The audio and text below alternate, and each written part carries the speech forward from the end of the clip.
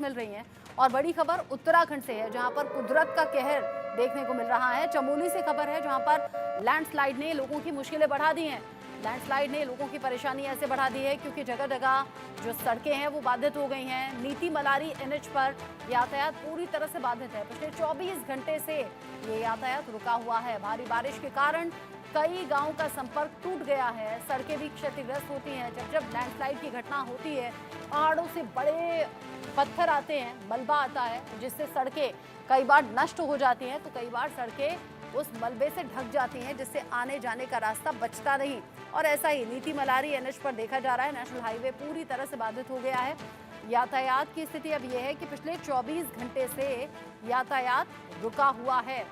उत्तराखंड में कुदरत का ये कहर सामने आया। चमोली में लैंडस्लाइड ने मुश्किलें बढ़ाई। संजय श्रीवास्तव ज्यादा अपडेट के साथ जुड़ गए हैं इस खबर पर मेरे साथ में।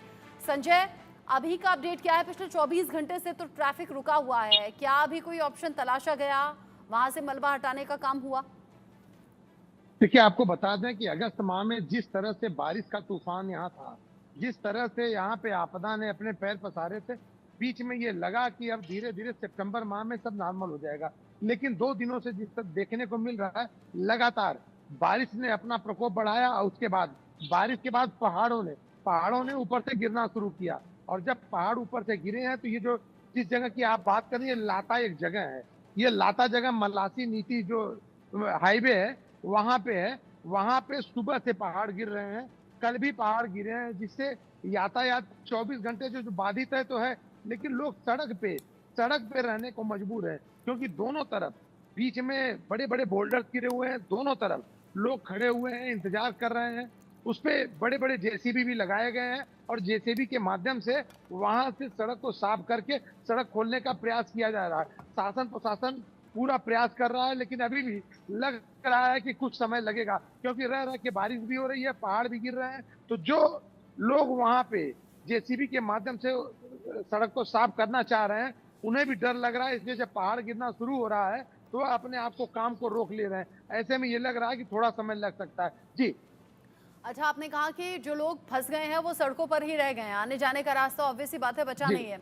जब जब जी। ऐसे बड़े बड़े बोल्डर पत्थर गिरते हैं, चट्टानें टूटकर गिरती हैं, तो कई बार जी। सड़कें क्षतिग्रस्त भी हो जाती हैं। क्या यहाँ सड़कें सही सलामत है? मतलब क्या मलबा हटने का वेट हो रहा है या सड़कें भी खत्म हो गई हैं?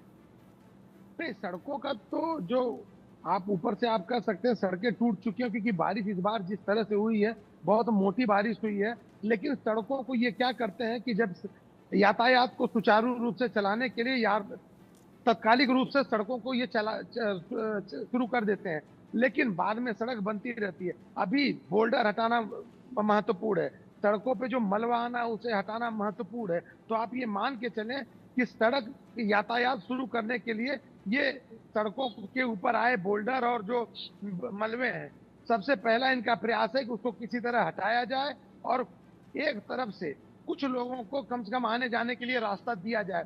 सड़कों को बनाने का काम बाद में होगा, क्योंकि बारिश चल रही है। बारिश में सड़कें बनाना तो मुश्किल है, अभी खोलना महत्वपूर्ण है। इसलिए पूरा इनका ध्यान सड़कों की यातायात को सुचारू रूप से चलाने का है। जी। आप बता रहे हैं कि